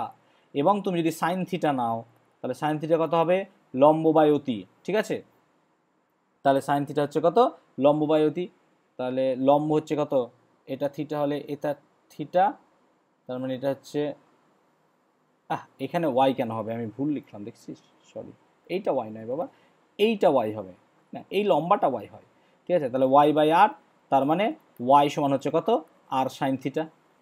এবার তুমি যদি দেখো R square cos square theta করো plus R square sine square theta করো, তার মানে লেখা যায় X square plus Y square. এটা বোঝা গেছে সবার? আমি দেখো 1 নম্বর ইকুয়েশন আর 2 নম্বর ইকুয়েশনকে স্কোয়ার করে যোগ করে দিলাম। এটা 1 নম্বর ইকুয়েশন, এটা 2 নম্বর ইকুয়েশন, স্কোয়ার করে যোগ করে দিলে তাই হয়। দেখো এবার এখান থেকে তুমি যদি আর স্কোয়ার কমন নাও, তাহলে হয় cos square theta plus sine square theta সমান কত হয়, X square plus Y square. এবং এটা মানেই তোমরা ক্লাস 10-এ জানো 1, জানি না জানো কি না, কারণ চ্যাপ্টারটা বাদ দিয়ে দিয়েছে, জানো তো বাবা, X square plus Y square. ও 11 স্টার্ট করে দিয়েছো, তাহলে তো ওকে ঠিক আছে। তাহলে দেখো X square plus Y square সমান হচ্ছে আর স্কোয়ার, এটা মনে রাখবে। অর্থাৎ আর সমান কি লেখা যায় তাহলে, root over X square plus Y square. বোঝাতে পেরেছি এত দূর? হয়েছে? এবার ধরো এখানে এক্স ওয়াই নয়, ধরো আর একটা কোঅর্ডিনেট জেড নিয়েছি, তাহলে এখানে আর এর জায়গায় কি লিখতে পারবো আমি, নতুন আর এর জায়গায় কি লিখতে পারবো, root over X square plus Y square plus কি হবে, জেড স্কোয়ার। হ্যাঁ না বলবে? তিনটে যদি নিই, তিনটে নিতে পারবো স্কোয়ার আকারে। লজিকটা ক্লিয়ার করাতে পেরেছি এত দূর পর্যন্ত? ডাউট হলে বলবে একটু আমাকে। ক্লিয়ার হয়েছে সবার? আচ্ছা, আর যদি এখানে থিটার মান বার করতে দেয় আমাকে, তাহলে সিম্পল তুমি কি করবে, সাইন থিটা দিয়ে ভাগ করে দাও, তাহলে R sine theta by R cos theta সমান কত হয়ে যাবে, ওয়াই বাই এক্স। এটা মানেই তো ট্যান থিটা, তার মানে আমরা কি লিখতে পারবো, ট্যান থিটা সমান হচ্ছে ওয়াই বাই এক্স। তাহলে এটা হচ্ছে থিটা রিলেশন। তাহলে এই দিয়ে আমরা কি করতে পারবো, দুটোর মধ্যে সম্পর্ক বানাতে বলবো, যদিও আমার খুব একটা কাজে লাগবে না। ক্লিয়ার হয়েছে? ওকে, মিটিয়ে দিচ্ছি তাহলে। ওকে স্যার 1 মিনিট ওখানে দাঁড়াবেন? হ্যাঁ বলো। 1 মিনিট দাঁড়ান না টুকেন। আরে ইউটিউবে পেয়ে যাবি তো, তখন স্ক্রিনশট তুলে ভালো করে টুকে নিবি পাগলা। এখন বুঝে নে, ঠিক আছে বুঝে নে, তখন এখন বুঝে নে, তারপর স্ক্রিনশট নিয়ে নিবি বা টুকে নিবি খাতায়, অসুবিধা নেই, তখন তো টাইম পেয়ে যাবি। নাহলে স্ক্রিনশট নিয়ে নে, দিয়ে খাতায় বাড়িতে টুকে নিবি। এখন তো ঘরেই আছিস, স্কুলে থাকলে প্র্যাকটিক্যাল থাকলে তখন খুব চাপ থাকে, কারণ প্র্যাকটিক্যাল লিখতে হয়, অনেক সমস্যা হয় আমাদের, ঠিক আছে? আমি সত্যি কথা বলতে গেলে এই প্র্যাকটিক্যাল লেখার খুব বিরোধী। প্র্যাকটিক্যাল লিখবি কেন, প্র্যাকটিক্যাল ভালো করে কর, যাতে তোরা ভবিষ্যতে এটা ইমপ্লিমেন্ট করতে পারি। কিন্তু আমাদের দেশে কি হয়, শুধু লেখো। আরে বাবা, প্র্যাকটিক্যাল লিখে কি হবে? হ্যাঁ, ডেটাগুলো লিখতে হবে, ঠিক আছে মানছি, কিন্তু প্র্যাকটিক্যাল লিখতে হবে 4 পাতা 5 পাতা 6 পাতা করে, শুধু শুধু কোনো কাজ নাই, ঠিক আছে? আমি একদম কি বলবো, মানে যদি কোনো শিক্ষামন্ত্রী হয় তাহলে এটা হয়তো আগে বন্ধ করবো আমি, ঠিক আছে? এ হলো আমাদের তাহলে পোলার ফ্রেম অফ রেফারেন্স। আমরা ভোট দিয়ে দেবো। ঠিক আছে, তাহলে এই হলো আমাদের কি ফ্রেম অফ রেফারেন্স। তাহলে ফ্রেম অফ রেফারেন্স নিয়ে প্রচুর বড় ক্লাস নিলাম, এত বড়, ভালো করে দেখবে। এখন যদি ডাউট হয় ইউটিউবে আপলোড হবে, তোমরা দেখে নেবে অবশ্যই, কোনো চিন্তা নাই। আচ্ছা, এরপর হচ্ছে কি মানে কতগুলো রাশি সম্বন্ধে আমরা পড়াশোনা করব, ঠিক আছে? কতগুলো রাশি কি কি, যেমন বেগ, সরণ, ত্বরণ ইত্যাদি ইত্যাদি নিয়ে, ঠিক আছে? তাহলে তার আগে আমাদের দু একটা জিনিস কাজ আছে। সেই কাজ কি? তোমরা যারা অলরেডি ক্লাস 11 স্টার্ট করতে আরম্ভ করেছো, সেখানে ম্যাথমেটিক্স বা অঙ্কের মধ্যে একটা পার্ট পাবে, সেটাকে বলা হবে অবকলন বিদ্যা। জানি না নামটা শুনেছো কি না, ঠিক আছে? অবকলন বিদ্যা বা ডিফারেন্সিয়াল ক্যালকুলাস, ঠিক আছে? এই নামটা একটু পাবে। তো যাই হোক, স্যারেরা তো এখন ডিফারেন্সিয়াল ক্যালকুলাস স্টার্ট করেন না, ঠিক আছে? স্যারেরা এখন কি স্টার্ট করবে? এখন বোধহয় ট্রিগোনোমেট্রি চলছে। যারা অঙ্ক করছিস অবশ্যই তোদের হ্যাঁ ট্রিগোনোমেট্রি অংশ কোণ আছে বা বিভিন্ন রকমের ভাগ আছে, যেখানে দেখবি 5-6-7টা চ্যাপ্টার আছে বোধহয় ত্রিকোণমিতির অঙ্কের। তো ট্রিগোনোমেট্রি করছে, কিন্তু আমার এখন ডিফারেন্সিয়াল ক্যালকুলাস প্রয়োজন। সেই জন্য আমি কি ডিফারেন্সিয়াল ক্যালকুলাস কি, কেন, কিভাবে এর উৎপত্তি হলো, এগুলো নিয়ে একদম বলবো না। এগুলো তোমরা সব কিন্তু ম্যাথমেটিক্স ক্লাসে জানতে পারবে। আমার শুধু যতটুকু প্রয়োজন ততটুকুকে চুজ করব। শুধুমাত্র অবকলন বিদ্যা ক্লাস নিতে গেলেই আমার এখন 5-6টা ক্লাস নিতে হবে, ঠিক আছে? শুধুমাত্র অবকলন বিদ্যা বোঝাতে গেলে দরকার নেই আমার, নাহলে আমার ফিজিক্স তখন করাতে পারবো না। তাই শুধুমাত্র অবকলন বিদ্যার শুধু কতটুকু দরকার সেইটুকু আমরা শিখবো, আর কিচ্ছু না, ঠিক আছে? বাকি যা শেখার আমাদেরকে স্যারেরা ম্যাথমেটিক্স ক্লাসে শিখিয়ে দেবেন। আমাদের কি কি দরকার আর অবকলন বিদ্যা জিনিসটা কি। অ্যাকচুয়ালি আমরা অবকলন বিদ্যাটাকে লিখবো এইভাবে, যতটুকু করাচ্ছি ততটুকুই নেবে, ঠিক আছে? বেশি আমাদের এখানে লাগবে না, ঠিক আছে? অবকলন বিদ্যা যে কোনো ক্ষেত্রে, ঠিক আছে? ধরো কোনো একটা যে কোনো রাশি বা যে কোনো কোনো কিছু একটা ফাংশন আছে, ঠিক আছে? তো ধরো কি সেই ফাংশনটা, ধরো y ইকুয়ালস টু একটা ফাংশন অফ এক্স আছে, যে কোনো একটা ফাংশন, যেমন y equals to x cube. Function of x মানে বোঝায়, ভালো করে শুনবে, ফাংশন অফ এক্স মানে বোঝায় এখানে শুধু এক্স থাকবে যে কোনোভাবে, এক্স ছাড়া অন্য কিছু থাকবে না। যেমন y equals to cos X হতে পারে, y equals to X square থাকতে পারে, y equals to X to the power minus, যাই হোক শুধুমাত্র এক্স থাকবে আর কিচ্ছু না। তাহলে এই হলো ফাংশন অফ এক্স। এবার ধরো এই ফাংশনটা কি হলো, চেঞ্জ হয়ে গেল, কিছু পরিমাণ চেঞ্জ হয়ে গেল। কিভাবে না, তো এক্স থেকে বেড়ে এক্স প্লাস ডেল্টা এক্স হলো। তার মানে এক্সের পরিবর্তন, ভালো করে শুনবে কথা কিন্তু প্রত্যেকটা, এক্সের পরিবর্তন ডেল্টা এক্স। কারণ আজকের ক্লাসের পর এই ক্লাসটা নিয়ে আমাকে আর বলবে না যে স্যার এই ক্লাসটা আবার রিপিট করেন, ঠিক আছে? বা এই জায়গাটা বুঝিয়ে দেন, ভালো করে শুনবে কথাগুলো। এক্সের মান বেড়ে কত হলো, এক্স প্লাস ডেল্টা এক্স, তার মানে বৃদ্ধি হলো ডেল্টা এক্স, ঠিক আছে? এবং তার জন্য, ভালো করে শুনবে, তার জন্য যদি ওয়াই এর পরিবর্তন হয়, অর্থাৎ ওয়াই প্লাস ডেল্টা ওয়াই, যেখানে পরিবর্তন হচ্ছে ডেল্টা ওয়াই, ঠিক আছে? তাহলে অবকলন বিদ্যার প্রথম সংজ্ঞা, first definition of differential calculus, অবকলন বিদ্যার প্রথম সংজ্ঞা অনুযায়ী, ভালো করে শুনবে, delta Y by delta X, ঠিক আছে, সমান লেখা যায় কত, function of X plus delta X minus function of X by delta X, ঠিক আছে? এবার যদি ডেল্টা এক্স এর মান জিরোর কাছাকাছি হয়, ভালো করে শুনবে, ঠিক আছে, তাহলে যদি ডেল্টা এক্স এর মান জিরোর কাছাকাছি হয়, জিরো নয় কিন্তু, হ্যাঁ জিরোর কাছাকাছি, মানে কি, ধরো 0.00000000001, জিরোর কাছাকাছি কিন্তু জিরো নয়, এটাকে বলা হয় ইনফিনিটেজিম্যাল। যা কথা বলছি সেগুলো কিন্তু প্রত্যেকটা বেদ বাক্য আকারে নেবে, ইনফিনিটেজিম্যাল। তাহলে ডেল্টা এক্স এর মান যদি জিরোর কাছাকাছি হয়, ধরো এরকম টাইপের একটা মান, 0.3, কটা জিরো আছে কি জানি, 1, ঠিক আছে? তার মানে ডেল্টা এক্স ক্ষুদ্রাতি ক্ষুদ্র, জিরোর কাছাকাছি, তখন এই পুরো ডেল্টা ওয়াই বাই ডেল্টা এক্সকে আমরা এইভাবেও লিখতে পারি, সেখানে একটা লিমিট ইম্পোজ করতে পারি, এটাকে বলা হয় লিমিট। তোমরা দেখবে ক্লাস 11-এর বইয়ে সীমা বলে একটা চ্যাপ্টার আছে, সীমা, ঠিক আছে, লিমিট সেই চ্যাপ্টারের অংশ। সো লিমিট আকারে এটাকে লেখা যায় এইভাবে, জাস্ট যেটুকু বলছি ভালো করে শোনো, delta X tends to zero, delta Y by delta X, কিন্তু এক্স কখনো জিরো নয়। এই যে সাইনটা মানে এক্স জিরো, এটা কথা হচ্ছে এক্স টেন্ডস টু জিরো, ভালো করে শুনবে কথাটা, x tends to zero. X জিরোর দিকে যাচ্ছে কিন্তু কখনো এক্স জিরো নয়, তুমি এক্স এর মান পট করে জিরো বসাতে পারবে না ওখানে, ঠিক আছে? তখন এই পুরো জিনিসটা, এই যে ব্র্যাকেটে লিখলাম, এই পুরো জিনিসটাকে আমরা লিখব ডিওয়াই ডিএক্স আকারে। বোঝা গেল? তাহলে এই পুরো জিনিসটাকে আমরা লিখব ডিওয়াই ডিএক্স আকারে, অর্থাৎ আমরা এইভাবেও লিখতে পারি ডি ডিএক্স অফ ওয়াই। মানে কি? এই ডি ডিএক্স, এই যে জিনিসটা, এটা হচ্ছে একটা, ধরো একটা অপারেটর, এটা হচ্ছে একটা সিম্পল ওয়েতে বলতে গেলে একটা অপারেটর যে অপারেট করবে কার ওপর? না তো ফাংশন অফ এক্স এর ওপর, বা অন্য কিছু হতে পারে, সেটা আমরা পরে দেখব। তাহলে এটা একটা যে কোনো অপারেটর যে ফাংশন অফ এক্স এর ওপর করবে। কেন? কারণ এখানে এক্স আছে, এখানে এক্স আছে বলে এইটা যা হবে সেটা এক্স এর মতো হতে পারবে। স্যার আপনি তো ওয়াই লিখলেন। না বাবা, দেখো ওয়াইকে আমি কিন্তু ফাংশন অফ এক্স আকারে ধরেছি, মানে ওয়াই এর ভ্যালু অ্যাকচুয়ালি ওয়াই নয়, এক্স কিউব কস এক্স এগুলো হতে পারে। ভালো করে বলছি, আরেকবার শুনে নেবে। আমি ধরে নিলাম Y equals to function of x.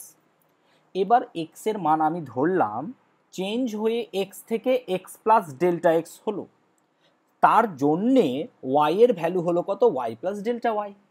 এবং ডিফারেন্সিয়ালের প্রথম সংজ্ঞা অনুযায়ী আমরা তাহলে লিখতে পারি, কিভাবে এলো না এলো পরে জানবে, অসুবিধা নাই। আমরা এটা লিখতে পারি delta Y by delta X সমান function of X plus delta X minus F X by delta X. এটা কি বোঝায় এই জিনিসটা? এই যে এটা লেখলাম, এটা কি বোঝায়? এটা অ্যাকচুয়ালি বোঝাচ্ছে কি না তো এক্স এর একক পরিবর্তনের জন্য ওয়াই এর পরিবর্তন। এটা ভালো করে শুনবে, এক্স এর একক পরিবর্তনের জন্য ওয়াই এর পরিবর্তন, এই জিনিসটা এটা বোঝায়। এবার যদি আমরা এরকম ভাবি যে delta x tends to zero, ধরো ডেল্টা এক্সটা খুব ক্ষুদ্র, ক্ষুদ্রাতি ক্ষুদ্র, ইনফিনিটেজিম্যাল, অর্থাৎ জিরোর পর 10-15টা, জিরোর পর 2, 4, 5, 6, তখন আমরা একটা লিমিট বা সীমা ইম্পোজ করতে পারি। সেই সীমাটা হলো লিমিট এই delta x tend two zero. এবং তখন আমি যদি এই ডেল্টা ওয়াই বাই ডেল্টা এক্সটাকেই লিখি, তখন এই পুরো জিনিসটাকে আমরা কি বলতে পারি? পুরো জিনিসটাকে আমরা ডিওয়াই ডিএক্স বলতে পারি। এবং এই ডিওয়াই ডিএক্সটাকেই বলা হয় ডেরিভেটিভ। এটাই আমার দরকার, এটাকেই বলা হবে কি? Derivative. So this is called derivative.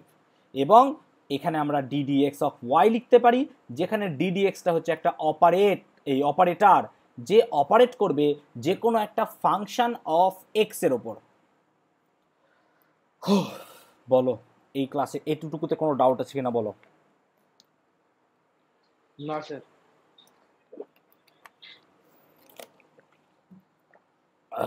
ওকে, তাহলে আমরা অপারেটরটা সম্বন্ধে বুঝলাম, ডিডিএক্স অপারেটর। কেউ বাবা বুদ্ধিমান করে ডিডি দুটোকে কেটে দিও না, হ্যাঁ? ডিডি দুটোকে কেটে ওয়াই বাই এক্স লাগিয়ে রেখে দিলে স্যার সমাধান হয়ে গেছে, হয়নি বাবা, ডিডি কাটবে না, হ্যাঁ? ওটা ডিডিএক্স একসঙ্গে আমরা লিখি, হ্যাঁ? সেজন্য দেখো আমি বলছিও বারবার ডিডিএক্স, কখনো ডি বাই ডিএক্স নয়, এটা উচ্চারণ এরকমভাবে করে না। D D X of Y, D D X of cos X, D D X of এরকম করে করা হয়। যাদের বই আছে তারা খুব ভালো বই দেখে নাও, যাদের বই নাই তারা একটু সংজ্ঞাগুলো এইগুলো দেখো। এবার বিভিন্ন অপারেটরের ক্ষেত্রে ফর্মুলাগুলো কি কি হয় আমার। তাহলে আমরা এটুকু জানলাম যে ডিডিএক্স এটা একটা অপারেটর, তার মধ্যে যে কোনো একটা অপারেন্ড বা সাবস্ট্রেট দিলে সে একটা কিছু আমাকে বের করে দেবে। এবার ধরো ওয়াই এর মান কি হতে পারে? এক্স স্কোয়ার হতে পারে, ওয়াই এর মান সাইন এক্স হতে পারে, কস এক্স হতে পারে, ট্যান এক্স হতে পারে, ওয়াই এর মান লগ এক্স হতে পারে, ওয়াই এর মান আর কি হতে পারে? ই টু দি পাওয়ার এক্স হতে পারে। এরকম করে সব রকম হতে পারে, এগুলো সবই হচ্ছে এক্স এর ফাংশন। এবার আমরা জেনারেল ফর্মুলাগুলোতে চলে আসবো। জেনারেল ফর্মুলা ভালো করে দেখবে, জেনারেল ফর্মুলাটা, ঠিক আছে? এখনো আমরা ফিজিক্সে আসিনি বাবা, এখনো তোমাদের অঙ্কের ক্লাসই চলছে, হ্যাঁ? সেই জন্য আমি বলেছিলাম যে ফিজিক্স যদি যা পড়ো অঙ্ক তোমাদেরকে অনেক পড়তে হয়, ঠিক আছে? দেখো আমাদের যে চ্যাপ্টারগুলো এখনো ধরবেই না স্যারেরা, সেগুলো আমাদের কিন্তু এখনই কাজে লাগছে। তাহলে ধরো x square, x cube, x এর মান উপরে যাই থাকুক, তাহলে আমি এক্স এন ধরতে পারি না? তো এক নাম্বার, যখন Y equals to X to the power N হবে, মানে এক্স এর ভ্যালু এন এর মাথায় যা ইচ্ছা তাই হতে পারে। এন এর ভ্যালু কত হতে পারে? 1, 2, 3 ডট ডট ডট ডট, যা ইচ্ছা তাই হতে পারে। তার মানে আমার কি লিখতে হবে? D dx of X to the power N, এর ফর্মুলাটা হচ্ছে N X N minus one. লজিকটা বোঝাতে পারলাম? এটা মনে রাখতে হবে যে এনটা নিচে আসবে, এন এর ঘাত কমে যাবে।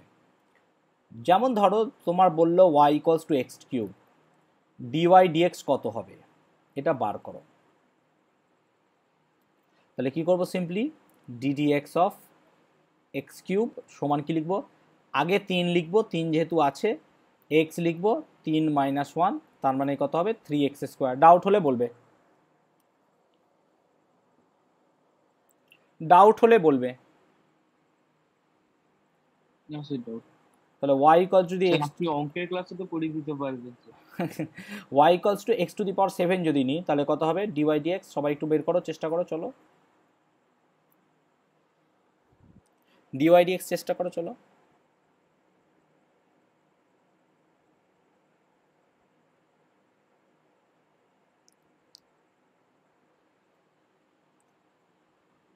তাহলে অ্যান্সারটা নিশ্চয়ই 7x⁶ আসবে। সবাই বলবে হ্যাঁ না না, সবাই বল। তাহলে অ্যান্সার হলো 7x⁶, এটা হলো আমার অ্যান্সার। তাহলে আমি এখানে বুঝতে পারলাম এক্স এর মাথায় আমার যাই থাকুক, যেমন যদি ধরো আমি এখন এক্স এর মাথায় নিয়ে এরকম কিছু একটা, ঠিক আছে, এক্স এর মাথায় নিলাম y ইকুয়ালস টু x⁻⁻5, তাহলে ডিওয়াই ডিএক্স কত হবে,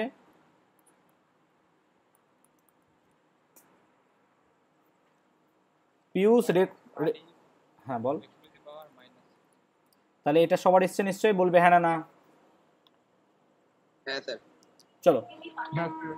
ওকে, তাহলে এটা হলো আমাদের y ইকুয়ালস টু x⁻n। আমরা এবার পরপর জেনারেল ফর্মুলাগুলো করবো একটা একটা করে, আর জাস্ট এক্সাম্পল নিব, তাহলে আমাদের যাতে সহজে হয়ে যায়। ঠিক আছে, তোমাদের বইয়ে করে দেওয়া আছে ফর্মুলাগুলো, একদম ঠোঁটস্থ রাখবে, সামনের দিনের মধ্যে সব মুখস্থ করে নেবে একদম ফর্মুলা।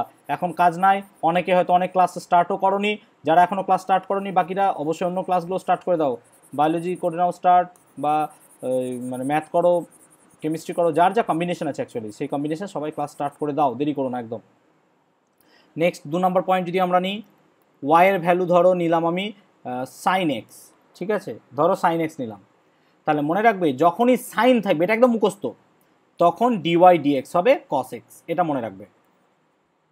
ঠিক আছে, যাই হোক সাইন এক্স থাকলো মানে ডিওয়াই ডিএক্স হবে কস এক্স, যেখানেই থাক। y এর ভ্যালু যদি কস এক্স হয় তখন মনে রাখবে ডিওয়াই ডিএক্স কত হচ্ছে মাইনাস সাইন এক্স, অর্থাৎ একটা মাইনাস চলে আসবে। লজিকটা বোঝাতে পেরেছি আশা করি। যদি y এর মান tan x হয় তাহলে ডিওয়াই ডিএক্স কত হবে, cot x হয়ে যাবে। না sec স্কয়ার x, এটাই সমস্যা, এখানে মনে রাখতে হবে বাবা। সো ডিওয়াই ডিএক্স হবে sec স্কয়ার x। হলো না কেন স্যার? না হবে না, ওরকম নয় তো, এটা ওই জন্য তোমরা বললাম অঙ্কে শিখতে পারবে যে কেন হচ্ছে না হচ্ছে, কারণ এগুলো সব প্রুফ অঙ্কে আছে, এই প্রুফগুলো এখন করতে গেলে পাগল হয়ে যাবে। ঠিক আছে, আচ্ছা তারপর ধরো y ইকুয়াল টু নিলাম tan x হলো sec স্কয়ার x হলো, ঠিক আছে, আচ্ছা তারপর cot x নিলাম, তাহলে ডিওয়াই ডিএক্স হবে minus cosec square x, minus cosec square x. ঠিক আছে, যদি y এর মান sec x নাও, সবাই কিন্তু লিখে নেবে বা পরে করে নেবে, টুকে নেবে, তাহলে sec x tan x হবে, একবার চোখটা বুলিয়ে নাও, জাস্ট 2-1টা অঙ্ক করাবো তাহলেই হয়ে যাবে। sec x tan x হবে, তাহলে sec x থাকলে কি হবে sec x tan x। ঠিক আছে, আচ্ছা ddx অফ y যদি হয় cosec x, তাহলে dy dx হবে minus cosec x cot x, cosec x cot x. ঠিক আছে, যদি y এর value sine of m x হয়, ভালো করে শুনবে, এটা ডিওয়াই ডিএক্স হবে, এই এমটা বাইরে চলে আসবে, তারপর কি হবে কস এম এক্স। এটা কে বুঝতে পারলে না বলবে। যদি সাইন এম এক্স হয়, এম এর মান কত হতে পারে, যেখানে এম এর ভ্যালু হতে পারে 2, 3, 4, 1, যা ইচ্ছা হতে পারে, তাহলে এমটা সামনে চলে আসবে। একটা এক্সাম্পল নিচ্ছি তাহলে আমি টুক করে, কারণ এগুলো তো সব মুখস্থ, এগুলো কাজে লাগবে না আমাদের। ঠিক আছে, ধরো আমি নিলাম y equals two sign 5x, তা ডিওয়াই ডিএক্স কত হবে, এই যে এখান থেকে দেখো, সবাই দেখো ডিওয়াই ডিএক্স হবে 5 তো 5 into cos cos 5x। 5x লজিকটা বুঝতে পেরেছি সবাইকে। যদি ধরো y এর মান নিলাম আমি cos 10x, তাহলে ডিওয়াই ডিএক্স কত হবে 10 cos 10x, না বাবা মাইনাস, না না না না মাইনাস 10 cos 10x, তাহলে মাইনাস 10 cos 10x। লজিকটা বুঝতে পারলাম। এবার তোমরা একটা প্যাটার্ন দেখো, মুখস্থ করতে সুবিধা হবে তোমাদের। মনে রাখবে y এর মান যখন c দিয়ে আসছে তখন দেখবে ডেরিভেটিভে মাইনাস আসছে। ভালো করে দেখো তো একটু লক্ষ্য করে, যখন ওয়াইটা শুধু থাকবে মাইনাস, এই সি দিয়ে ওয়াই থাকবে সি দিয়ে, ডেরিভেটিভ মাইনাস। দেখো এখানে ওয়াই সি দিয়ে ডেরিভেটিভ দেখো মাইনাস, এখানে দেখো ওয়াই সি দিয়ে ডেরিভেটিভটা মাইনাস। তাহলে মাইনাসের সমস্যাটা আশা করি আমার ক্লিয়ার হয়ে গেল। হ্যাঁ তাহলে এটা একদম, এটা কারিকুতি বলে এটাকে, কারিকুতি মানে কি মুখস্থ রাখার জন্য কারিকুতি, কাতুকুতু নয় কারিকুতি, ঠিক আছে? তাহলে এটা মুখস্থ রাখার জন্য যে হ্যাঁ সি আছে যখনই আমার মানে এখানে মাইনাস। আবার এটা ভেবে নিও না যে সি আছে মানে আগে মাইনাস বসাবো, তা নয় বাবা, এটা নয়। অনেকেই ভুল করে দেয় এই জায়গাটায়, সেজন্য তখন কারিকুতি বিপদ বিপদ বিপদকুতি হয়ে যায়, ঠিক আছে? কারণ কারিকুতির জায়গা হয়ে যাবে বিপদকুতি, বিপদ চলে আসবে। তো চেষ্টা করবে না এরকমই, তোমার যখন সি দেবে, সি তোমাকে দিয়েছে বের করছো, তখন তোমার মাইনাস হবে। একটা এক্সাম্পল নিই তাহলে, ধরো ওয়াই দিয়েছে কি কোসেক এক্স, তাহলে এই যে সি দিয়েছে আমার, তার মানে ডিওয়াই ডিএক্স এবার কি হবে মাইনাস। লজিকটা বুঝতে পারলাম? এবার তুমি কোসেক এক্স কট এক্স লিখবে। লজিকটা বুঝতে পেরেছি আমি জিনিসটা? লজিকটা ক্লিয়ার হয়েছে সবার? বলবে হ্যাঁ স্যার। হ্যাঁ স্যার। ওকে ঠিক আছে। আচ্ছা এই হলো আমার ট্রিগোনোমেট্রি সব রকম ফাংশন, যা যা ট্রিগোনোমেট্রি বোঝানোর এখানে সব ট্রিগোনোমেট্রি ফাংশন বোঝানো আছে। আরও দু রকম ফাংশন বোঝাবো, একটা হচ্ছে লগের ফাংশন, একটা হচ্ছে এক্স এর ফাংশন, একটা হচ্ছে ই এর ফাংশন। এই তিনটে ফাংশন করে দিলে আমাদের মোটামুটি অর্থে ডেরিভেটিভটার একটু ক্লিয়ার হবে। তার সাথে দুটো রুলস আমাকে বলতে হবে, তাহলে মোটামুটি দেখবে যখন ম্যাথসের ডেরিভেটিভ করবে তখন দেখবে জল ভাত লাগছে ম্যাথসের ডেরিভেটিভ করতে, কারণ আমি যেভাবে করে দিচ্ছি এগুলো কিন্তু তোমাদের পরীক্ষায় আসে, ঠিক আছে? ম্যাথসের পরীক্ষাতেও আসে শর্ট কোশ্চেন আকারে। আচ্ছা যদি ওয়াই এর মান লগ এক্স হয়, যদি ওয়াই এর মান লগ এক্স হয়, তাহলে ডিওয়াই ডিএক্স কত হবে? মনে রাখবে ডিওয়াই ডিএক্স হবে মানে কি d dx of log x, তাই তো? এটাই লিখি তো আমরা d dx of log x, কারণ ওয়াই এর মান লগ এক্স, তার মানে এটা হবে সবসময় 1/x, মনে রাখবে। অর্থাৎ যদি লগ এক্স থাকে সেটা হবে 1/x।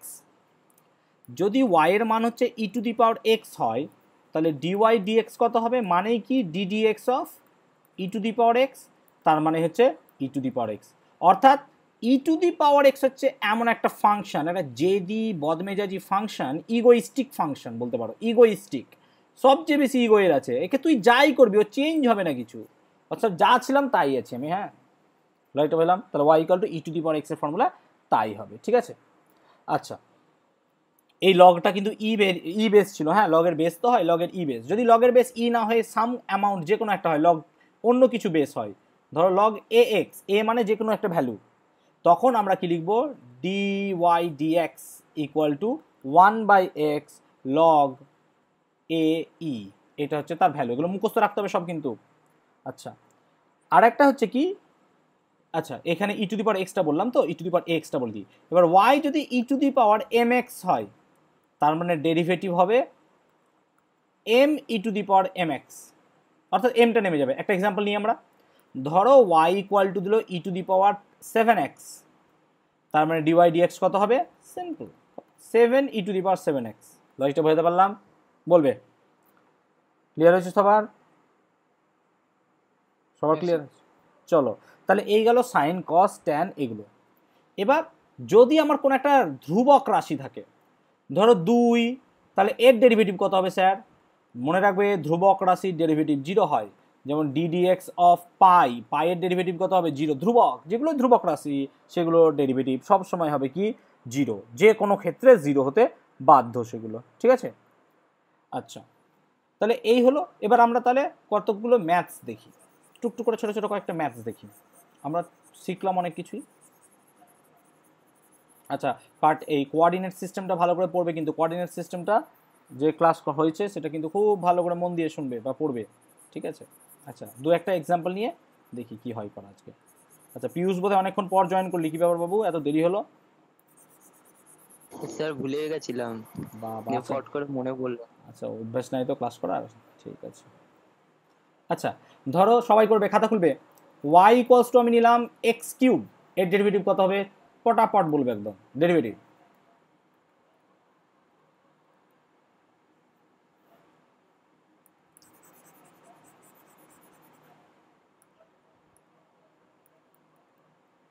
ফাংশন আর হচ্ছে ডেরিভেটিভস। তাহলে প্রথম ফাংশনটা কি নিলাম আমরা, y equals to x cube, কত হবে ডেরিভেটিভ বলো? দেখো এক্স কিউবের ডেরিভেটিভ কি হবে না, তো এক্স কিউব আছে তার মানে D D x of x cube, তার মানে 3টা নিচে নামবে এক্স 3 - 1 তার মানে 3x স্কোয়ার। বোঝাতে পেরেছি? সবার ক্লিয়ার হয়েছে? একটু হ্যাঁ হু বল বাবা। আচ্ছা হ্যাঁ স্যার। তারপর যদি y equals to X to the power 11 নিই, তাহলে ddx কত হবে? তাহলে নিশ্চয়ই 11x 10 নাকি? বোঝাতে পারলাম? এবার যদি y ইকুয়াল টু আমি নিই 10x টু দি পাওয়ার 10, তাহলে কত হবে? কে বলতে পারবে এটা? দেখি করো, সবাই করো তাড়াতাড়ি। y equal to 10x to the power 10 নিলাম আমরা, ওই তো sir 100x two the power 10। তাহলে দেখো 10 অলরেডি ছিল, তাহলে এই 10টাকে কোনো ডিস্টার্ব করা যাবে না। ঠিক আছে, অনেকে ভাববে হয়তো sir d dx of 10x to the power 10, sir তো বলেছে 10-এর ধ্রুবক 0, তার মানে ডেরিভেটিভ হয়তো 0। না বাবা, এটা গুণ আকারে আছে, ঠিক আছে? যখন গুণ আকারে আছে তাকে কিছু বিরক্ত করা যাবে না, সেজন্য তুমি এই 10টাকে চুপচাপ এখানে রেখে দাও। এবার তুমি x 10টাকে নিয়ে গল্প করো। তাহলে x 10টাকে নিয়ে যখন গল্প করবে তখন কি হবে, একটা 10 নিচে নামবে, x যাবে, অর্ণব এখানে 9 হবে কিন্তু, হ্যাঁ?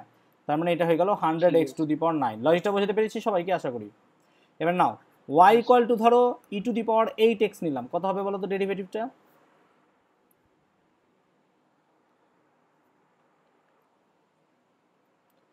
তাহলে ফর্মুলা মনে করো ddx of e two the power x এর ফর্মুলা কত হয়, mx এর ফর্মুলা, mটা নিচে নামে e two the power mx, তার মানে এটা হবে কত 8 e two the power 8x। লজিকটা বোঝাতে পেরেছি? বলবে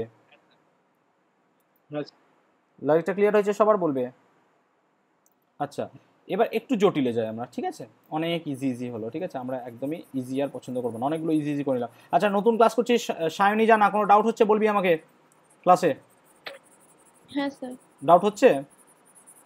না স্যার ঠিক আছে। হেনারয় অসুবিধা হচ্ছে কিছু? বলবে। না স্যার। ওকে আচ্ছা, এবার আমরা একটা ফাংশন নিই, ধরো y ইকুয়ালস টু নিলাম 6x to the power 6 plus 7x to the power 7 plus 8x to the power 8, এটা ডেরিভেটিভ করব। তার মানে তোমার কোশ্চেন এখন দিয়েছে dy dx বার করো কত।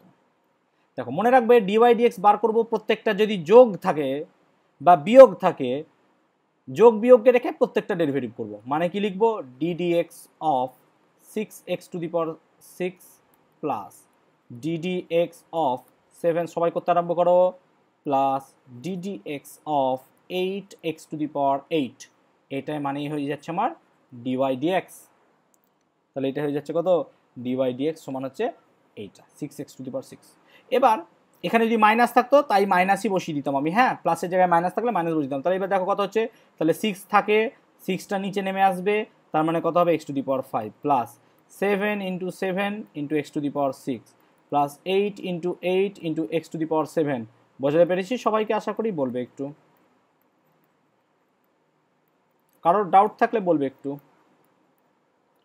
ক্লিয়ার হয়েছে এই জায়গাটা অঙ্কটা সবার? হ্যাঁ স্যার। ডাউট হলে বলবে কিন্তু, একদম লজ্জা পাবে না, ঠিক আছে? নির্লজ্জ হয়ে ফিজিক্স পড়তে হবে বাবা, ঠিক আছে? হ্যাঁ বলো। হ্যাঁ বল। ও আচ্ছা আচ্ছা ঠিক আছে, নাও। আচ্ছা আর একটা দিচ্ছি, ততক্ষণ করে নাও।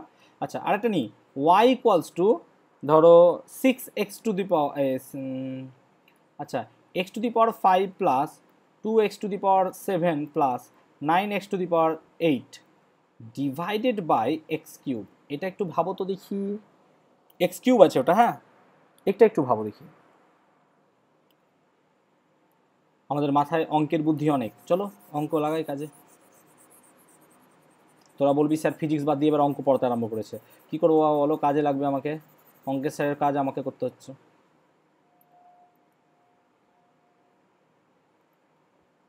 এটা এক্স কিউব আছে, হ্যাঁ? একটু ভাবো দেখি, ভাবো, চলো চলো চলো। ডিজিটাল বোর্ডে আশা করি, মানে ডিজিটাল বোর্ড মানে স্ক্রিন শেয়ার করে আশা করি ক্লাস করতে কারোরই অসুবিধা হচ্ছে না, অ্যান্ড ক্লাস আশা করি কোনো বোরিং লাগছে না। একটু জানাবে অবশ্যই আমাকে, কমেন্টে জানিয়ে দিও ইউটিউবে যখন দেবো। ভিডিও কিন্তু আনলিস্টেড থাকবে। আনলিস্টেড মানে শুধু তোরা লিঙ্ক দিলে তোরাই দেখতে পাবি, আর কেউ দেখতে পাবে না। আর ভিডিও কিন্তু মানে ইউটিউবে এমনি আমার চ্যানেলেও থাকবে না, ওটা ওই চ্যানেলেই থাকবে যে চ্যানেল ছায়াতরু আছে, কিন্তু ওটা তোরা এমনি দেখতে পাবি না, শুধু ওই লিঙ্কে ক্লিক করলেই দেখতে পাবি। ঠিক আছে, মাথায় মনে থাকে, ওই লিঙ্ক হারিয়ে দিলে আর পাবি না, লিঙ্ক হারাস না। আর দুদিন পর কিন্তু এমনি ভিডিও প্রাইভেট হয়ে যাবে, আবার পরীক্ষার আগে সব ভিডিওগুলো আমি ছেড়ে দেবো, তোরাই শুধু দেখতে পাবি, আবার লিঙ্কগুলো অ্যাক্টিভেট করে দেবো। সো এই লিঙ্কগুলো খুব সাবধানে রাখবে, এই লিঙ্কই থাকবে ভিডিওর আবার, কারণ এগুলো তখন স্যার সব নন প্রাইভেট করে দেবো, দুদিন পর পর সব ভিডিও প্রাইভেট হয়ে যাবে। আচ্ছা, অনেকের পাচ্ছ না নাকি এটা, বলে দেবো? দেখো কীভাবে করবো, তাহলে এক্স টু দি পাওয়ার 5কে X to the power cube দিয়ে ভাগ করে দিলেই হয়ে যায়, এরকম করে পার্ট পার্ট করে নেবো আমরা। একটু তো মাথায় বুদ্ধি আছে আমাদের, তাই না? হবে তো এটা লেখা? স্যার করেছি। ওকে, হবে তো এটা লেখা? মোনামি বুঝতে পারছিস বাবু? হ্যাঁ স্যার। এটা হবে তো করা? দেখে নাও একটু। এবার তুমি ডেরিভেটিভ করে নাও। চলো সব এবার অ্যান্সার শুনবো, কেউ একজন বলবো স্যার। বলো।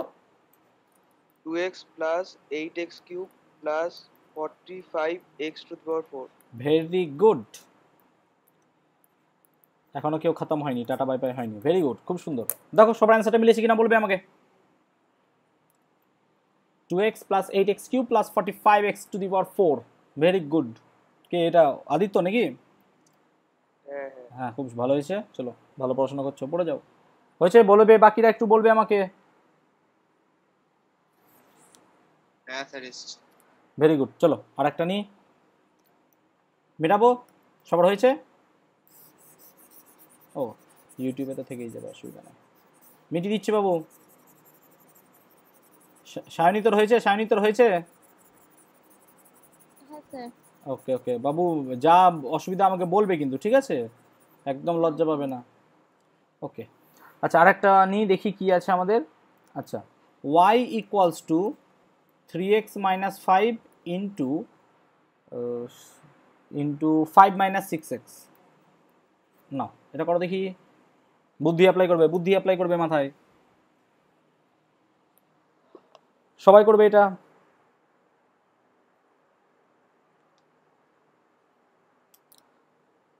আচ্ছা, রেকর্ডেড ক্লাস করালে তোদের সুবিধা হবে তো নাকি?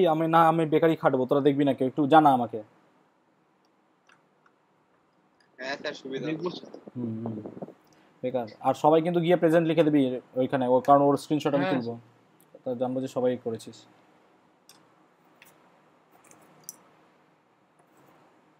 ফ্রেম অফ রেফারেন্সের জায়গাটা ভালো করে দেখবে, যেখানে অন্তর কলেজের ডেফিনিশনটা বোঝালাম যে জায়গাটা, সেই জায়গাটা খুব ভালো করে দেখবে, রিপিট করে দেখবে, তাহলে কিন্তু ডাউট ক্লিয়ার হবে। ওই একবার দেখে কিন্তু বোঝা যায় না, ওগুলো অনেক শক্ত জিনিস আছে। বলবো স্যার। এই যে না, তুই নয়, দাঁড়া, ওই কে আছে দেখি, একজনকে নিয়ে চুজ করি আজকে, এ থেকে একজনকে চুজ করি। আচ্ছা অর্ণব বল দেখি কেমন শিখছিস।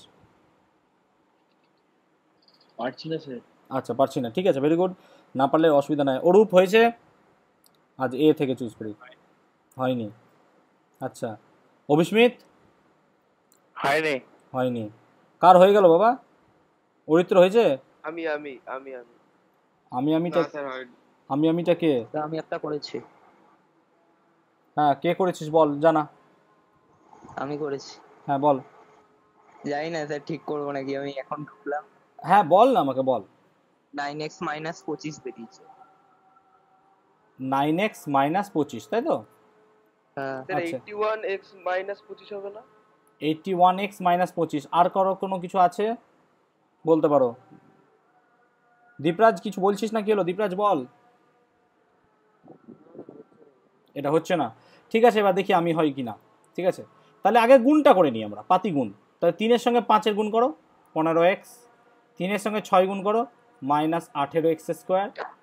5-এর সঙ্গে 63x মাইনাস 25 বেরিয়েছে। 63x মাইনাস 25, ঠিক আছে। আচ্ছা এবার 5 5-এ 25, 5-এর সঙ্গে 6 করলে কত হয়? 30x। এবার আমরা কি করব, কাটকুট করে নেব। তাহলে দেখো মাইনাস 18 প্লাস হবে না স্যার? কোনটা গো? মাইনাস 30x টা। ভেরি গুড, তাহলে মাইনাস, এটা মাইনাস ঠিক আছে তো? হ্যাঁ, তাহলে মাইনাস 18x স্কোয়ার, দেখো প্লাস 45x আর মাইনাস 25, এটা ঠিক আছে তো? দেখো সবাই, হ্যাঁ স্যার। এবার তোমাকে ডিওয়াই ডিএক্স করতে বলেছে। তাহলে ডিওয়াই ডিএক্স মানে কত, -18 তো থাকবে, তার সঙ্গে এক্স স্কোয়ারের জন্য ডেরিভেটিভ কত হবে, 2 × x⁻2 - 1 + 45 × 1 × x⁻1 - 1, কেন এক্সের মাথায় তো 1 আছে বাবা। আর 25-এর জন্য 0, কেন এক্ষুনি বোঝালাম 2, 4, 6 এগুলোর ডেরিভেটিভ কত হয়, 0। তার মানে এখানে কত লিখতে পারবো আমরা, -36x + 45 আর কি, বাস এটা অ্যান্সার। লজিকটা বোঝাতে পারলাম, বলবে আমাকে। হ্যাঁ স্যার। হ্যাঁ স্যার। হুম, স্যার ওখানে এক্সট্রা গুণ করা যাবে না 45x কোনটা, ইনটু দিয়ে যে 45 × 1 × x হ্যাঁ এই যে x⁻1 - 1, 0 আছে। 0 হচ্ছে তো। হ্যাঁ এটা x⁻1 - 1, দেখো বাবা এই জায়গাটা, ঠিক আছে, ওকে ঠিক আছে। তাহলে ডাউট হয়েছে এতদূর পর্যন্ত, কারো কিছু বলবে আমাকে, কোনো ডাউট আছে আজকের ক্লাসে, সবাই বলবে একটু আমাকে, কোনো ডাউট থাকলে বলে বলবে, শুধু ডাউট শুনবো শুধু আজকের ক্লাসে। হ্যাঁ স্যার। ওকে, তাহলে সামনের দিন পড়া শুনে নাও, আজকে তো পরীক্ষা হলো, সামনের দিন মেজারমেন্টের ওপর ছোট আরেকটা টেস্ট নেবো আমরা টেলিগ্রামে সামনের সপ্তাহে, ঠিক আছে।